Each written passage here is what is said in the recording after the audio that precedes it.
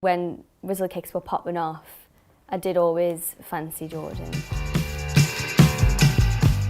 Hi, it's Jade Thirlwall of Little Mix, and this is my teenage self. Let's do this. A lovely box. As you can see, there are many little notes in here. Let's begin. What were the most embarrassing trends you took part in? There was a phase where I did always try to straighten my hair, which was hard to do as a teenager with very thick, bushy hair. Obviously, I have a hairstylist now.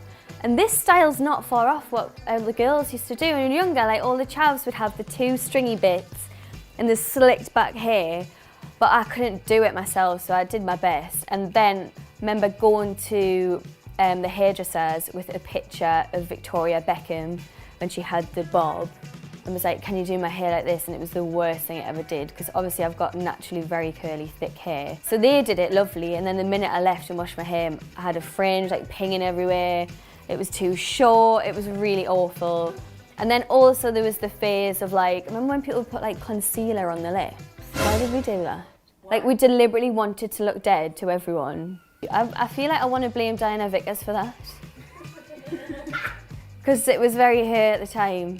So there was that, and then in the beginning of X Factor, remember when onesies were like huge? Which I stand by, I love a onesie, and an Ugg boot. But as a combo, not so great.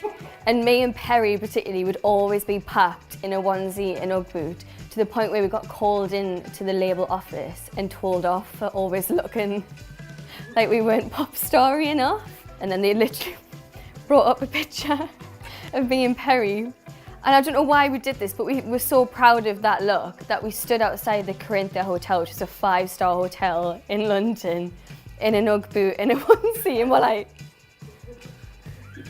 So yeah, I'm glad that trend disappeared. Thanks for the bollocking cycle. Okay.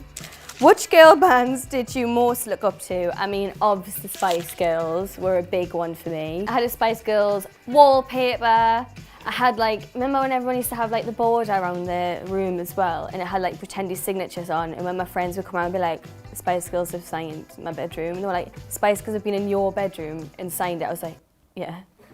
So yeah, I really looked up to the Spice Girls. Loved TLC, Destiny's Child were a big one. I'd play their album on loop. And of course the OGs, the Supremes, I was obsessed with because my mum was. We'd always listen to Diana Ross and the Supremes. And I think that's where my love of girl bands first formed, to be honest. I'm partial to a bit of Bewitched as well. And that's that on that. What TV shows or movies were you obsessed with as a teenager? I feel like the first thing that springs to mind is probably Glee. That was a big one growing up, and Ugly Betty. I was so into musical theatre and stuff as well, so Glee was like dreamy for me. And then with Ugly Betty, I think I really related to her. It always used to piss me off though that all these women would wear like glasses and braces and have like frizzy hair, which was me, and be told that like that wasn't good enough and they had to like change in order to be beautiful. Like with Princess Diaries and all those movies where they'd have like a makeover, and I'd be sitting there with my big bushy hair, my glasses would be like, something's not right here, huns. Cut to me blow drying my hair as soon as I entered Little Mix. No, but I'm embracing myself again now, and it's never too late to do that. And now I look back at those movies and like, God, we need to do like a make under movie where we encourage people to like not have to do that in order to feel good. Preach. Thanks, hon. What was your worst subject at school? Probably maths. I'm very good with creative stuff. I love English and English literature. That's like my favourite lesson at school. I remember doing a big competition where they brought some maths people into school, and they thought I was like a prodigy because they brought in Sudoku, and that I can do really well. And part of this test was Sudoku, and I nailed it so quickly. They thought I was like a child genius and moved me up to all the top classes, and then realised like a week later that I was just everything else. It was just Sudoku, which I still do to this day. Where was your first kiss? My first kiss was in the Lake District. I went on a school trip and I went up a hill with a group of friends, and I stood behind a tree and I kissed my first person. And I remember it being really sloppy and horrible like teeth clashing, tongues wagging. We both obviously didn't have a clue what we were doing. And then I just thought, that's it now, I'm married. That's it now. Get your hats, everyone. And then we got back from the trip and I got dumped. Okay, who was your celebrity crush and have you met them? My girl crush is definitely Zoe Kravitz. I think if I met her, I'd be a bit speechless. Growing up, I used to fancy the Backstreet Boys, but I've never met them yet. Do you have a particular? Not really. Yeah, not really actually, any of them. Although I will say that my current boyfriend, when Rizzle Kicks were popping off, I did always fancy Jordan. And we actually never met. We always ended up at the same events, but we never actually met up. And weirdly, we were looking through his emails the other day. We, not me, just like stalking him. And we found an email of when he very nearly was the feature on How You Doing with Missy Elliott. It was nearly going to be Rizzle Kicks. And he loved it, and I think his management said no. So, you, Rizzle Kicks management. What was your signature scent? Britney Spears, Curious. Can you remember it? It was in a blue bottle, and then she brought out Britney Spears Fantasy, which was so sweet. Like, I can smell it now. I would be able to tell you now if it was. And I still, to this day, own a Midnight Fantasy, which was the dark blue bottle. Because that's stunning, I'm sorry. She paved the way for celeb perfumes, and no one's done it better since. So yeah, that was my signature scent. And of course, I was partial to an Impulse body spray. Who wasn't? I can remember at Christmas, they used to give you like the tiny miniature. You'd get a little set and you'd get all the little ones like Davidoff and Calvin Klein, all them ones, and you'd be like, cool. Who did you have posters of on your wall? I had Aqua. I used to love Aqua. S Club 7. I used to collect their magazines as well on subscription. Backstreet Boys, NSYNC, Destiny's Child, Samantha Mumba, icon.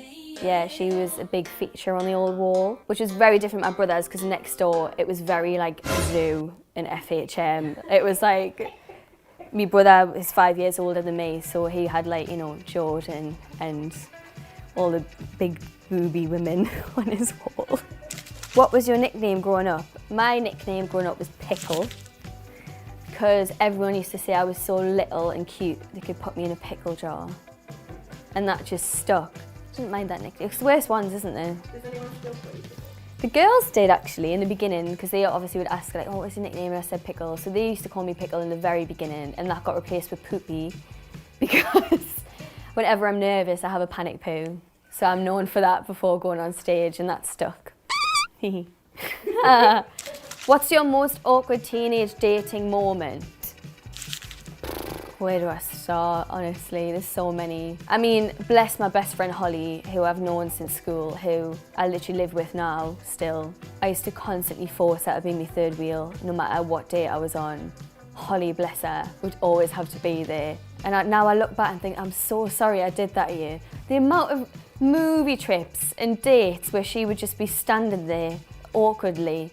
And I put her through that, and she's still here now, so what can I say? That's best friends for you, isn't it? Those were very awkward. I remember going to see Step Up 2 on a date. What else was around that time? Shrek 2 was probably one, yeah. All the classics. And then you'd always be waiting for that moment when you'd like hold hands and be like, oh, like that. And then you'd finally neck on in the back row and you'd think you were dead like grown up and clever. And then like your mum would be waiting outside to pick you up. And I'd be like, Mum, wait round the corner. So she didn't show us up. Sorry, I keep throwing these on the floor in the hopes that you'll pick them up. Oh, it's the last one. What advice would you give to your teenage self? I would say to stop trying your best to like fit in or be popular. In the first few years of school, I had a really tough time. I got bullied quite a bit because I was very nerdy. And I actually love that about myself now. I love how much of a geek I am and how much I love reading. But it felt so uncool to me then that I'd literally like hide who I was and try my best to like fit in with the popular kids. And I remember every time I'd try and do that, kind of like Mean Girls and stuff, when you'd finally get invited to a party and you'd feel so validated and you'd turn up and you wouldn't have a good time, you'd just be trying your best to look like you're having a good time and proving to the world why you were like pretty enough or whatever it was. I remember having an obsession with trying to get in the boys' top 10s because that was the thing at school. And you'd go on MSN and they'd list the top 10s and I was never in it, and I used to get so upset and I think, oh God, it's so boring, why did you care so much? And yeah, I used to get so upset about my spots because I had acne and all these things. I just worry so much, and I think in turn the more you worry, the more your body does react to that stress. So yeah, I would just tell myself to not worry so much and be more confident in who I am. And now I look back at all those teenagers that would get grief, like, you know, whether it was the geeks or like the goths or all these kids that like were so brave enough to actually celebrate being different. And I look back now and think, oh, you really like, well done you for doing that and going against the grain. What do you think she thinks of you now? Little Jade, teenage Jade. Oh, I just think she's unbelievably proud, to be honest, because this is, honestly, I am literally, without sounding cheesy, I'm living my dream of what I wanted for so long, and I was such a shy girl and I was so nervous all the time. I still do get really nervous, and I've had a lot of like therapy and things to deal with that, stage nerves and anxiety and all those things. But yeah, I just remember as a teenager being constantly scared of everything and almost scared of what I knew I could achieve, which is a thing as well, I think. So I'm glad that my teenage self at like 18 years old had the confidence to turn up to that audition and be like, no, this is what I want to do, and stuck to it. And thanks to my teenage self, I'm here now. So yeah. Woo! Is Hits Radio.